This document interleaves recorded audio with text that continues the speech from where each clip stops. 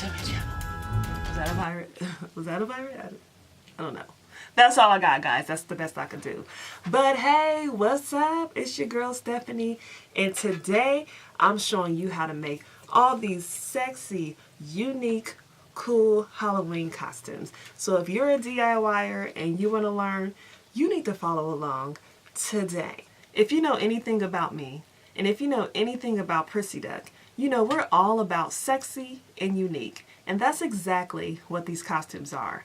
We're going to get started, but before we do, please make sure you like and subscribe, comment below, share this video to Facebook, and follow us on Instagram. And if you're just not into sewing, or you just don't have enough time, no worries. Check out my website because all of these looks are available for you today. So without any further delay, let's get started. This is a ruler, guys, but you know what I'm trying to do here. All right, happy Halloween.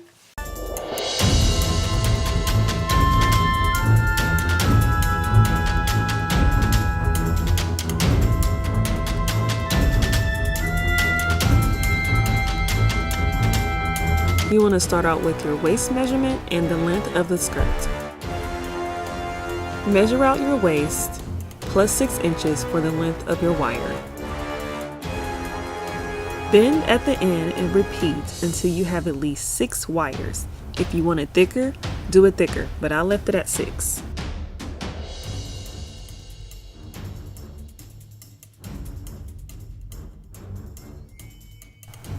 Firmly wrap your gardening tape along the entire length of the wire to finish your waistband.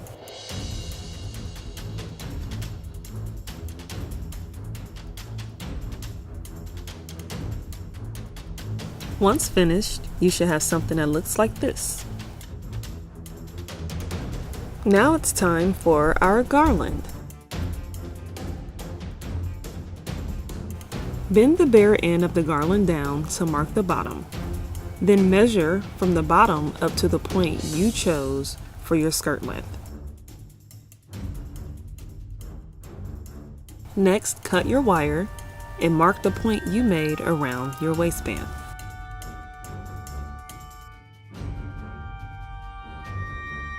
Secure your garland in place by wrapping your wire around the garland multiple times and then wrapping it around your waistband multiple times.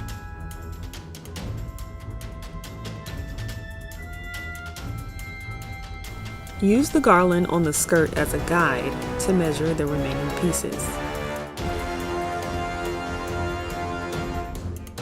Repeat this for the remainder of the skirt.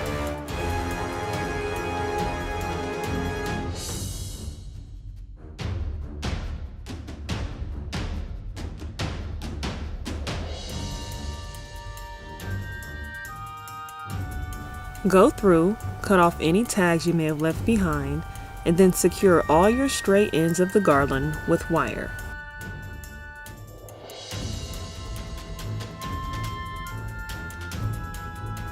Lastly, cut off all the ends of your garland and you're finished.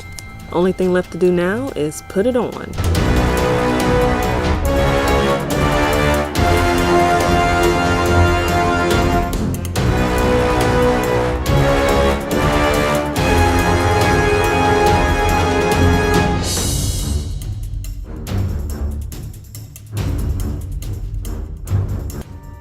Alright, for this you're going to need at least 2 yards of fabric, measuring tape, bodkin, 1-inch elastic, pins, and scissors. Once your fabric is laid out, separate the selvages and fold the opposite ends together.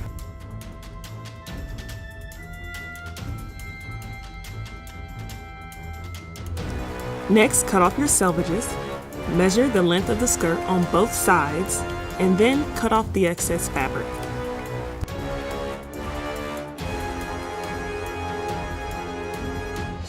Pin the unfolded side of the fabric and sew. I'm using a serger, but if you don't have a serger, on your straight machine, sew a straight stitch at about 1/2 inch or 3/8 inch seam allowance. For the waistband, you're going to measure down 1 1/4 inches and pin.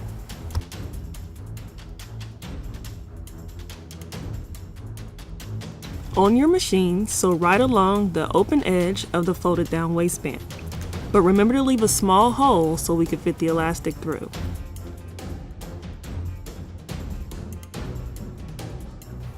Attach your bodkin or safety pin to your elastic and begin pulling it through.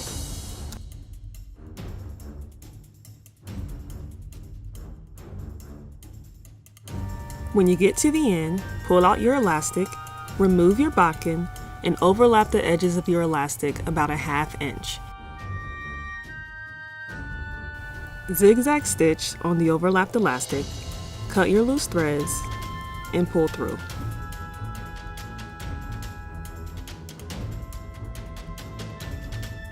Lastly, sew the hole closed that we left open for the elastic.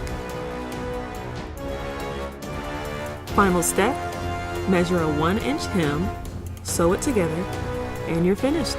For the witch headpiece, you're going to need a spooky wreath, a 10-inch wreath frame, gardening wire, and wire cutters. Lay your wreath upside down and place the wreath frame on top. Cut a piece of wire and push through the sticks of the wreath using tweezers if needed. Secure in place by twisting the wire around this part of the frame multiple times and then wrapping the wire around the vertical part of the frame multiple times as well.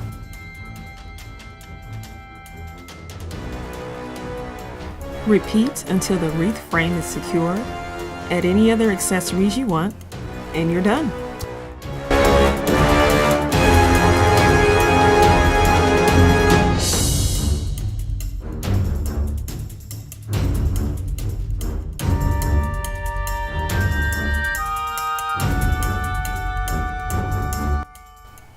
You can make these pants one of 2 ways. You can get a pair of pants you like the fit of, outline them and cut, or you can use a pattern like I have. And as you can see, I'm adding a couple of inches to the top of my pattern because I wanted my pants to be a little higher waist. So at this point is when you make those adjustments. If you're not sure which pattern to get, if you simply go to the fabric store, look through one of those books, there's so many options for you. Just look and see what you feel is your style. As you can see, I'm using a pattern for pajama pants that I made, but like I said, there's so many options out there for you. Next, measure your inseam and remember to add any extra length you need for heels. I'm also making my pant legs about 1 inch wider on each side and then connecting the lines. Cut out your pattern pieces and then lay the back pieces down right side up and facing opposite each other. Now lay your front piece on top of the back piece matching at the crotch and hem, pin and sew together. With right sides together, lay your pattern pieces down, pin the crotch seam together matching at the inner seam, and then sew. Once that's done, open up your pant legs and now match your outer seams together, pin and sew. I'm finishing my edges with a serger, but if you don't have a serger, you can do a rolled hem on your machine. Measure the bottom hem of your pant up 1 inch and sew along the finished edge of your pant. Now fold your waistband down 1 1/4 inch and sew along the finished edge. Remember to leave a small hole for the elastic. Pull the elastic through with your bodkin, overlap the ends of the elastic and sew a zigzag stitch, sew the hole to your waistband closed, and you're finished. For the top, I'm using Simplicity Pattern 2777 and making view D.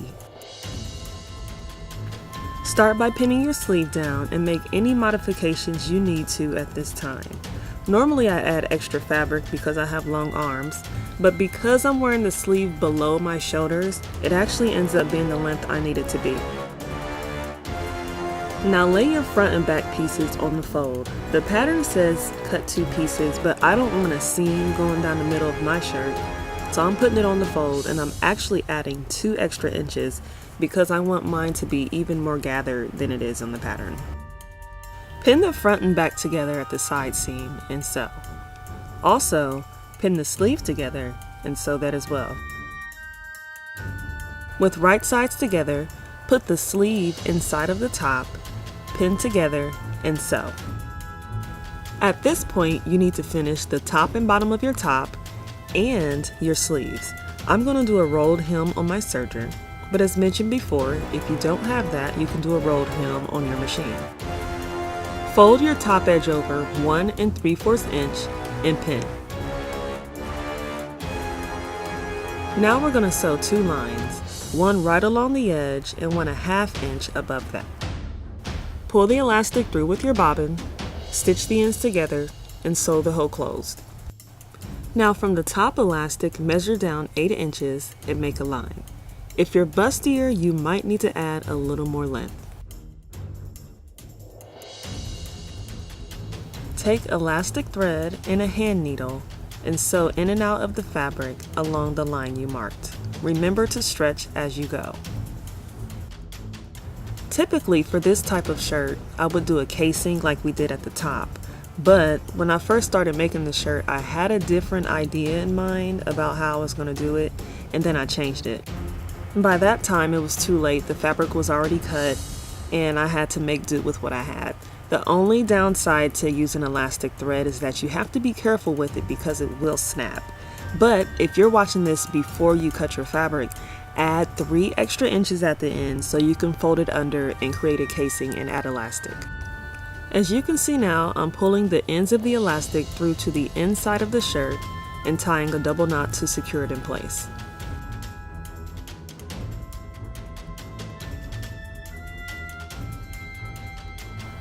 Pull the gathering through evenly and you're finished.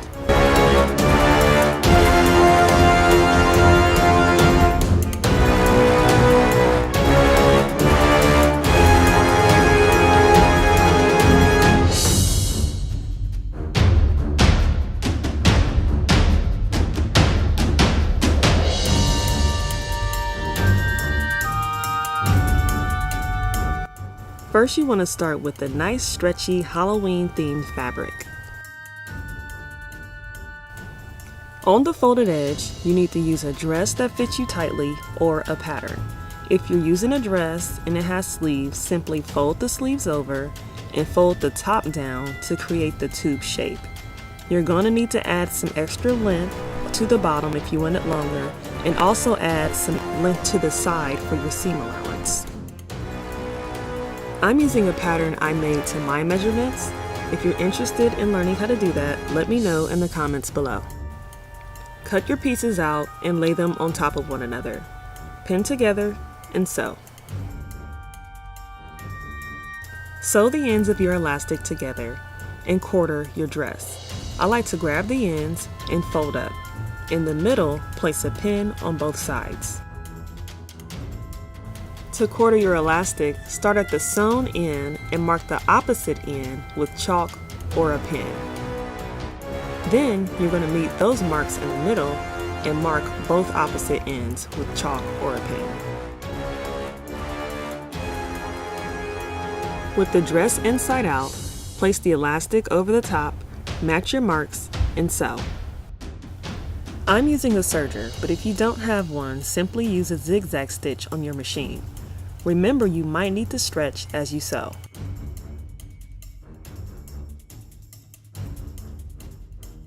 Flip the top of the dress down and sew a straight stitch on the inside seam of the dress. This is to keep the top from flipping up when you wear it. Last thing to do is sew up a 3/4 inch hem and you're done.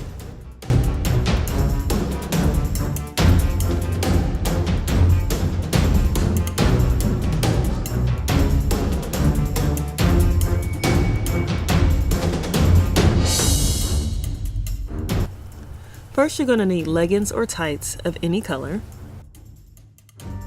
and then a contrasting high-cut swimsuit. I have so many options on my website if you're interested.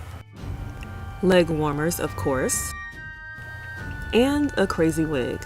I made this wig and my goal was to make it as ridiculous as possible, and I think it's safe to say I succeeded.